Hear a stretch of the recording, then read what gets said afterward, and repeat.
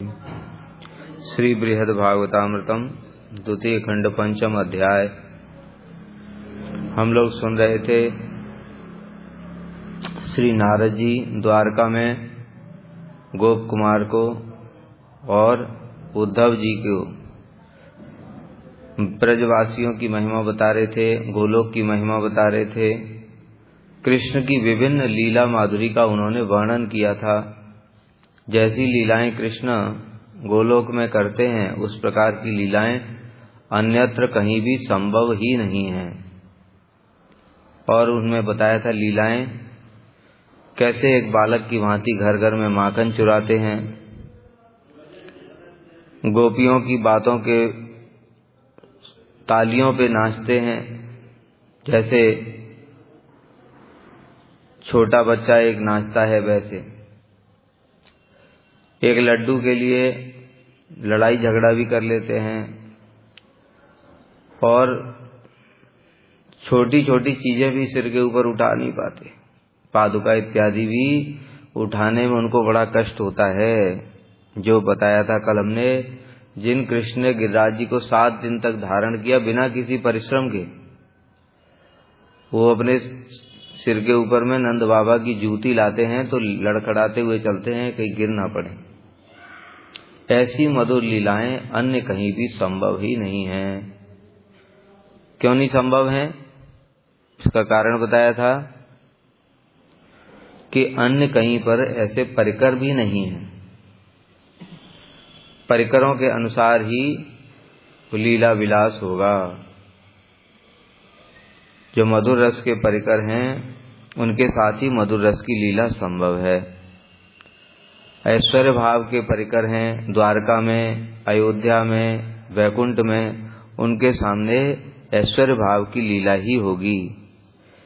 भगवान मधुर लीला करने जाएंगे तो परिकर संकुचित हो जाएंगे, जैसा कि हम लोग पहले भी कई बार सुन चुके हैं। आगे बढ़ते हैं अब।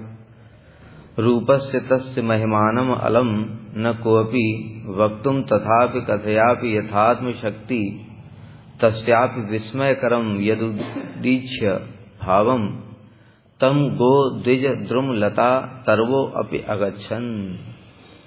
अब रूप माधुरी का वर्णन कर रहे हैं। पहले थोड़ा लीला माधुरी का वर्णन किया। कृष्ण में 4 विशेष माधुरियां हैं जो अन्य किसी भी अवतार में नहीं हैं। कौन सी? कृष्ण में कौन सी 4 माधुरी हैं?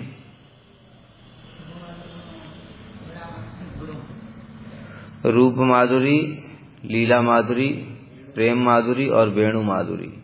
ये 4 माधुरियां कृष्ण के अतिरिक्त अन्य किसी भी अवतार में नहीं है, चाहे वो द्वारकाधीश हों, अयोध्यानाथ हों, चाहे वो नारायण हों। अन्य किसी अवतार में ये सब लीला माधुरियां, ये 4 माधुरी नहीं है। तो पहला लीला माधुरी का वर्णन किया, कृष्ण कैसे कैसे लीलाएं करते हैं। और ये जो लीलाएं बताई ये तो बहुत कम हैं। अनंत लीला ऐसे, नमो अनंत लीलाएं, अनंत लीलाएं हैं भगवान की।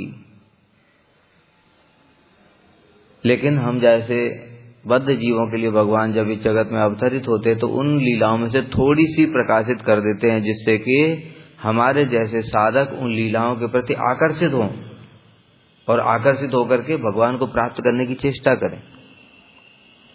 बहुत सारे लोग प्रश्न पूछते हैं। श्री सुखदेव गोस्वामी, वो तो राधा जी के सुख पक्षी हैं, फिर वो निर्गुण ब्रह्म में कैसे प्रतिष्ठित हो गए? स्वयं ही बोल रहे हैं, परिनिष्ठितो अपि निर्गुण उत्तम श्लोक लीला। इसका कारण यही है, भगवान ने जानबूझ करके उनके माध्यम से ऐसी लीला करवाई है। जैसे भगवान लीला करते हैं, भगवान के परिकर भी भगवान की इच्छा अनुसार लीला करते हैं। शास्त्र में बताया है, न कर्म बंधनम जन वैष्णवानां च विद्यते विष्णु अनुचरत्वम ही मोक्षम आहु मनीषिणः। उनका कोई कर्म बंधन नहीं होता है। जब कर्म बंधन नहीं होता है तो जो कुछ भी हो रहा है फिर कैसे हो रहा है? भाई उनका जन्म हुआ कि नहीं हुआ? और जन्म से मान लो 100 साल रहे इस जगत में, तो हमारा तो एक एक सेकंड का हिसाब है। अनंत काल के जो हमारे पाप और पुण्य हैं अकाउंट, उस अकाउंट के हिसाब से हमको सुबेरे से रात तक जो कुछ भी सुख और दुख भोगना पड़ रहा है वो उसमें से अकाउंट में से चल रहा है खाता। तो सुखदेव गोस्वामी का तो कोई खाता ही नहीं है, तो फिर उनके साथ जो हो रहा है वो कैसे हो रहा है? कह रहे विष्णु अनुचरत्वम, विष्णु के अनुचर हैं, उन्होंने भेजा है वहां से। अब वो जो उनके साथ जो कुछ भी हो रहा है वो सब विष्णु की इच्छा से हो रहा है, इसी बात को समझना है। इसलिए उनके जीवन में क्या हुआ वो देखने वाली चीज नहीं है। जैसे दोनों प्रकार की लीला होती है। श्रील प्रभुपाद भक्ति सिद्धांत सरस्वती ठाकुर, उनकी आविर्भाव लीला तो यही हुई। थोड़ा सा बड़े हुए, बाल्यकाल से ही प्रकांड विद्वान, ज्योतिर्विद्या में कलकत्ता के एचओडी को उन्होंने परास्त कर दिया था, इतना विद्वान थे। और उम्र 15-16 साल, वो अपना सीट छोड़ दिया, कहते आपके लिए ही है ये। तो प्रभुपाद जी बोले मैं यहाँ तारे गिनने के लिए नहीं आया, और छोड़ करके चले आए।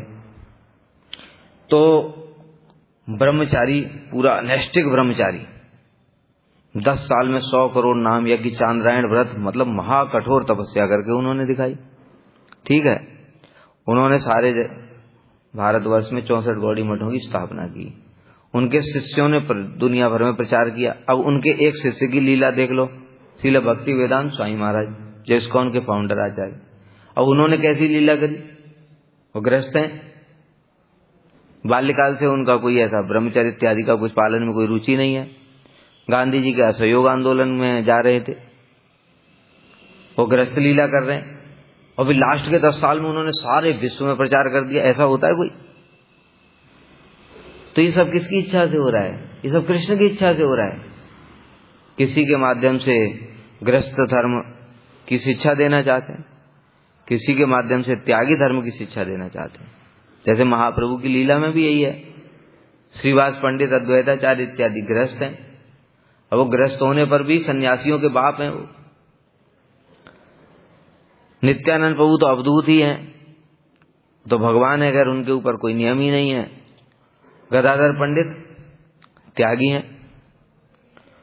तो इस प्रकार से महाप्रभु ने दोनों लीला करी, 24 साल गृहस्थ, 24 साल सन्यास। तो भगवान अपने परिकरों को भेजते हैं, उनकी सारी की सारी, चाहे वो गृहस्थ आश्रम में जन्म लें, चाहे त्यागी आश्रम में रहें, चाहे वो उच्च कुल में जन्म लें, चाहे वो निम्न कुल में जन्म लें। हरिदास ठाकुर निम्न कुल में जन्माया, रूप गोस्वामी सनातन गोस्वामी को भारद्वाज कुलीन ब्राह्मण गोत्र में, भारद्वाज गोत्र में ब्राह्मण होने पर भी यवन क्या नौकरी करवाई। ये नौकरी कहाँ, वो वहां क्यों करेंगे नौकरी? वो तो राधा जी के परिकर हैं सब। लेकिन महाप्रभु शिक्षा दे रहे हैं, उनके द्वारा दीनता की शिक्षा देनी थी, इसलिए उनके अंदर बड़ा दीनता थी कि हम तो यवन हैं, हमने यवनों की नौकरी की। साधक को कैसे ऐसे दीनता होनी चाहिए, इसके लिए महाप्रभु ने अपने सारे परिकरों के माध्यम से अलग अलग शिक्षा प्रदान की। उनका कोई अकाउंट नहीं है, उनका अकाउंट भगवान लिखते हैं। उनके जीवन में बचपन से लेकर के अंतिम अप्रकट लीला तक जो कुछ भी होता है वो सब भगवान की इच्छा से। विष्णु अनुचरत्वम। तो इसलिए सुखदेव गोस्वामी वो जंगल में चले गए, क्योंकि भगवान उनके माध्यम से शिक्षा देना चाहते हैं कि देखो, जो निर्गुण ब्रह्म में भी प्रतिष्ठित हो जाते हैं, भगवान की लीलाएं इतनी आकर्षक हैं कि उनके चित्त को भी आकर्षण कर लेती हैं। इसलिए भगवान ने इस प्रकार की जगत में लीलाएं की हैं। और रूप माधुरी, रूपस्य तस्य महिमानम अलम न कोपि। जो कृष्ण की रूप माधुरी है, उसकी महिमा का वर्णन कोई भी नहीं कर सकता, संभव ही नहीं है। वो वर्णन करने की वस्तु ही नहीं है, वो आस्वादन की वस्तु है, अनुभव की वस्तु है। कारण क्या है? तुम वर्णन करोगे, अच्छा जैसे तुमने कोई मान लो किसी का सुंदर मुख देखा, चाहे वो स्त्री हो चाहे पुरुष हो। अब जब तुम उसको वर्णन करोगे तो उसकी तुलना ही तो दोगे, किसी से तो तुलना दोगे ना।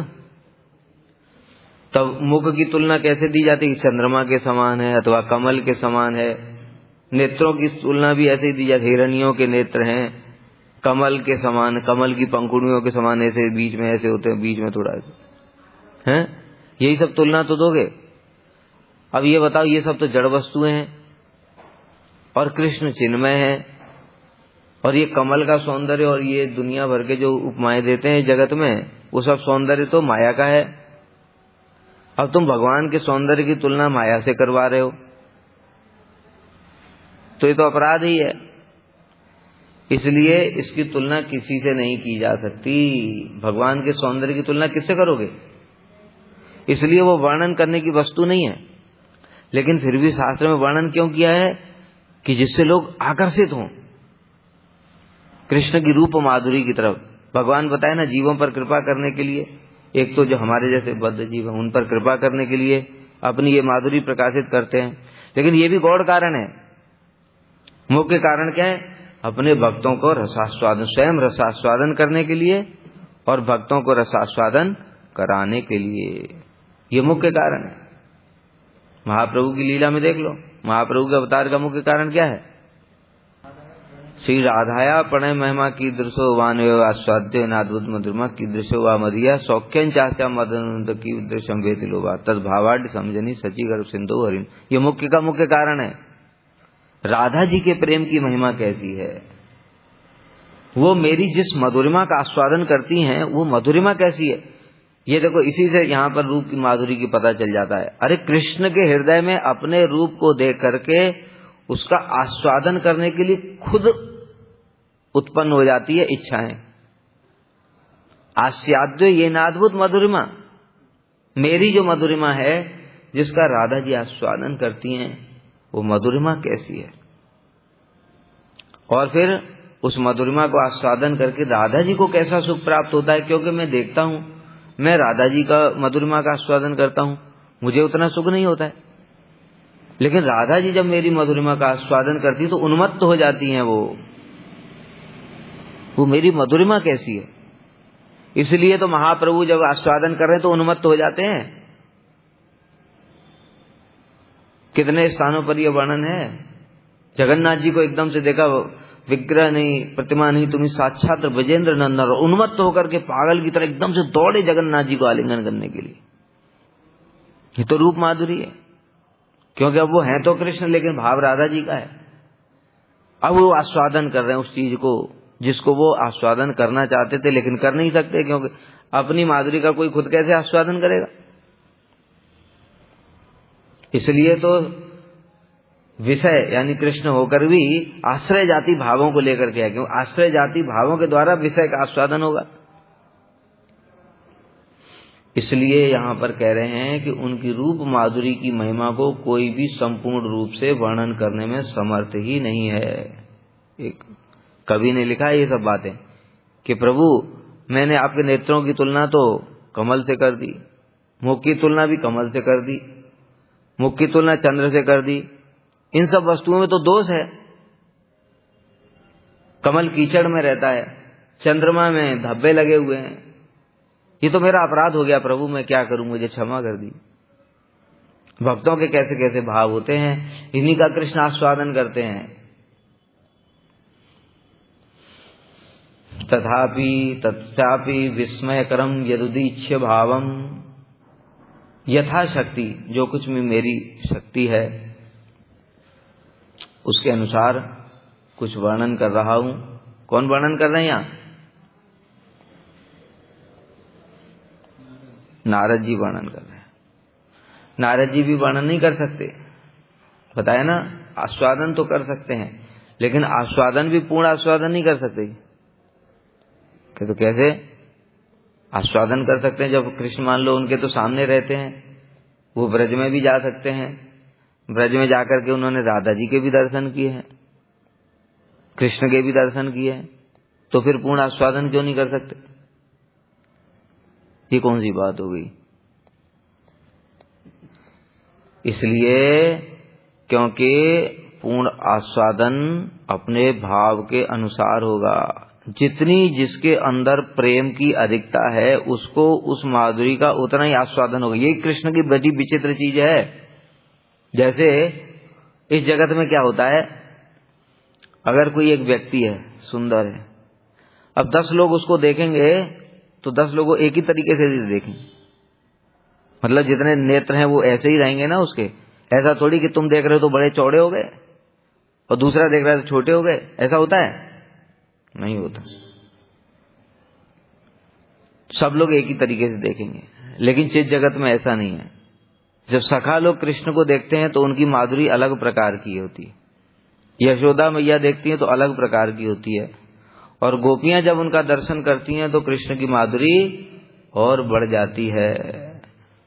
वही कृष्ण है, लेकिन भाव के अनुसार दर्शन होता है, और इसका प्रमाण भी है। मल्ला नाम शनि नृणाम नरवर स्त्री नाम स्मरो मूर्तिमान गोपा नाम स्वजनोस्ताम चितभुजाम शास्ता स्वपित्रो शिशु मृत्युर्भोजपते विराट विदुषाम तत्वम परम योगिनाम वृष्णि नाम पर देवताइति विदितो रंगम गत साग्रजा। जब कृष्ण ने रंग भूमि में प्रवेश किया, कंस ने बुलाया था मारने के लिए, इनको घेर करके मार देंगे, ये ब्रज में इसकी बड़ी शक्ति है, जितने असुर गए आज तक कोई बच के नहीं आया। ये मथुरा तो हमारा स्थान है, यहां हमारी शक्ति ज्यादा है। ऐसा असुर है तो सोचेगा ही ना, असुर तो हमेशा ऐसे ही सोचते हैं कि ये विष्णु कहीं कहीं छुप जाता है, हमारे सामने आएगा तब देखेंगे। हिरण्यकश्यप भी यही सोचता था। तो आसुरी वृत्ति यही होती है, इसलिए सोच रहा है अक्रूर को भेजा, उनको बुला लाओ, और पहले ही व्यवस्था कर दी, चांडूर मुष्टिक सब पूरा तेल मालिश करके महीनों से मुगदर चला चला करके प्रैक्टिस कर रहे थे। अब कृष्ण जब गए वहां रंगभूमि में, तब उस समय जो जिस भाव में था उसने कृष्ण का वैसा ही दर्शन किया। देखो कृष्ण की उम्र है उस समय 10 साल 8 महीना, लगभग 11 साल। 11 साल बालक कैसा होता है? अत्यंत सुकुमार, कोमल हाथ पैर, सब मूछे दाढ़ी भी नहीं आती हैं, एकदम कोमल कोमल हाथ होते, हड्डियां भी एकदम जैसे ये हमारी हड्डियां हैं ना, ये मैच्योर होती हैं, मतलब 18-20 साल में तो ये थोड़ी टाइट हो जाती हैं। और 10-11 साल के बच्चे का सब कुछ कोमल होता है।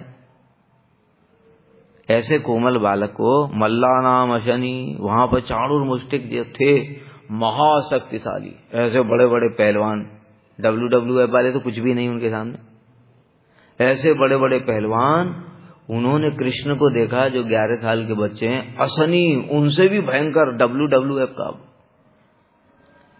ये तो इतना शक्तिशाली है, ऐसा देख रहे हैं। नृणाम नरवरः, जो वहां पर मनुष्य थे उन्होंने नरवरः अपने राजा के रूप में देखा, जो प्रजा थी। स्त्रीणाम, जो वहां पर स्त्रियां थीं, कौन सी स्त्रियां? कृष्ण के जैसी ही, जो उन्होंने मूर्तिमान स्मर, स्मर माने कामदेव, कामदेव के रूप में देखा। अरे साक्षात कामदेव ही चले आ रहे हैं, और उनका चित्त उनके ऊपर आकर्षित हो गया। और कौन बचा? गोपानाम स्वजन, गोप बालकों को दिखाई दिया, अरे ये तो हमारा अपना भाई बंधु सखा पुत्र, ऐसे जो वहां पर थे। असताम क्षितिभुजाम, असत राजा जो थे उनको दिखाई दिया ये तो भयंकर राजा आ गया है, ये हमको शासन करेगा, दंड प्रदान करेगा। असताम शास्ता, शासन करने वाला। पितरो शिशु, जो नंद बाबा इत्यादि थे, हमारा बच्चा, छोटा बच्चे के रूप में दिखाई दे रहे हैं।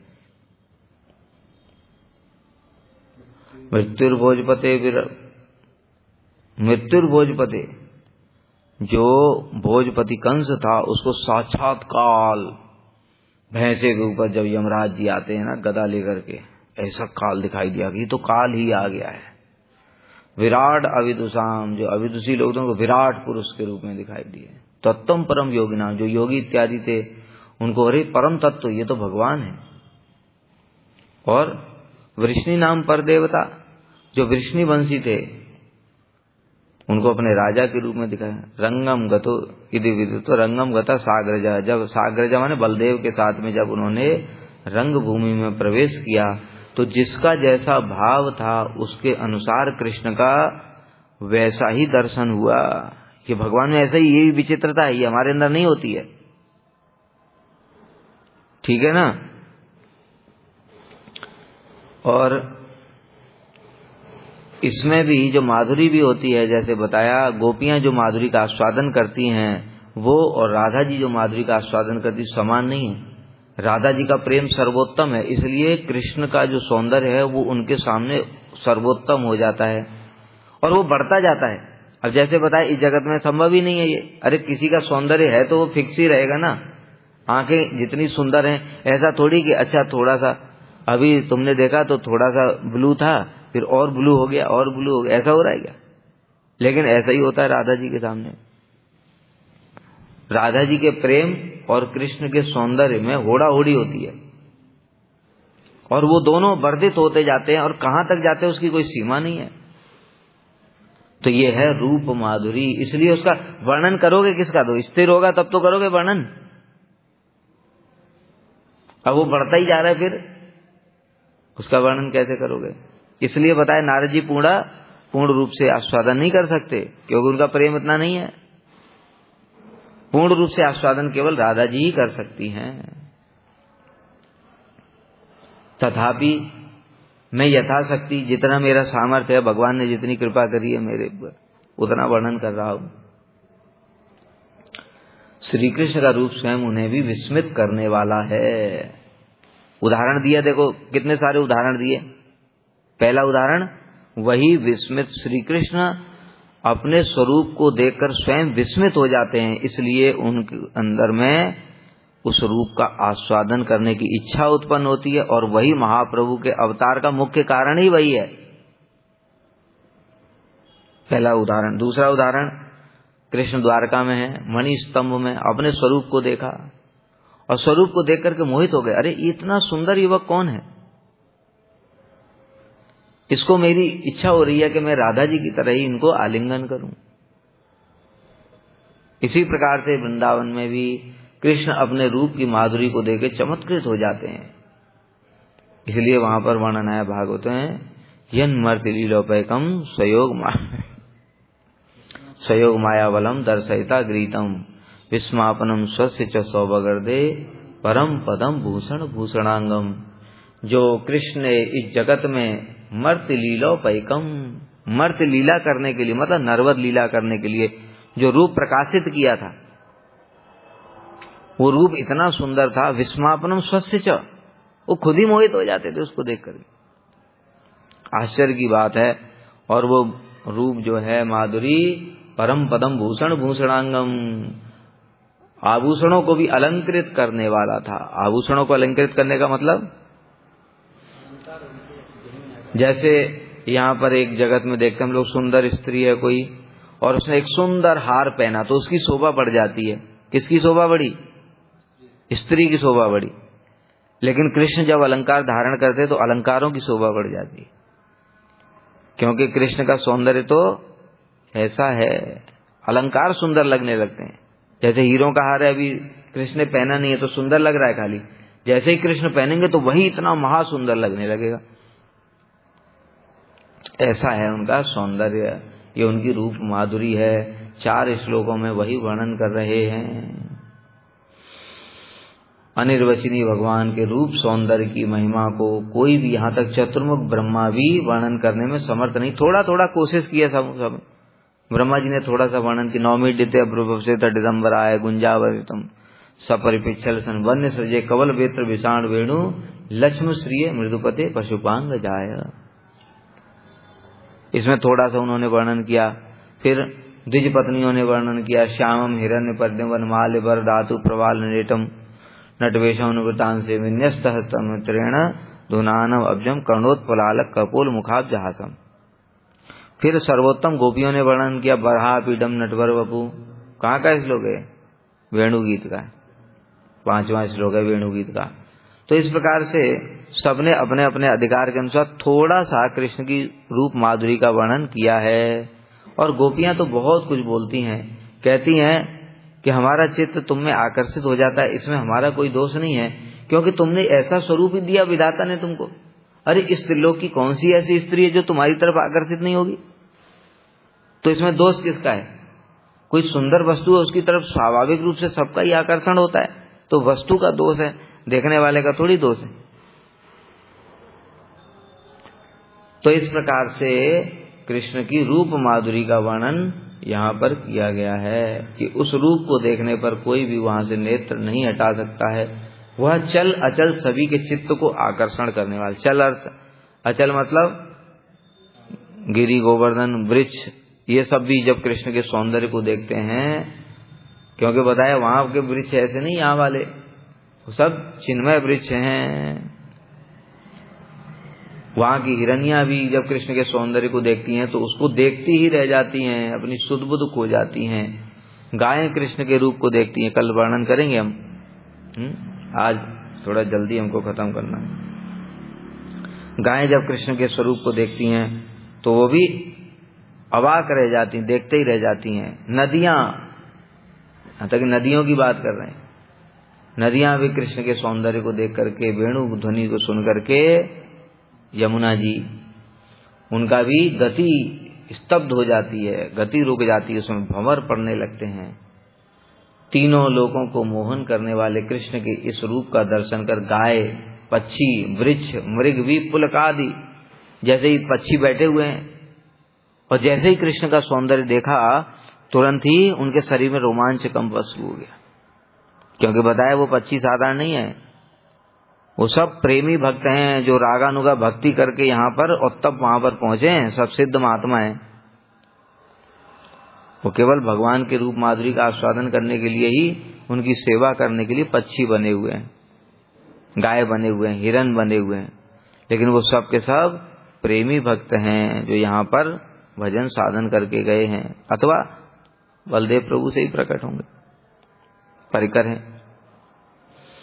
अब उनकी और रूप माधुरी हम लोग फिर कल श्रवण करेंगे। वांछा कल्पतरुभ्यश्च कृपा सिंधुभ्यैव च पतितानां पावनेभ्यो वैष्णवेभ्यो नमो नमः।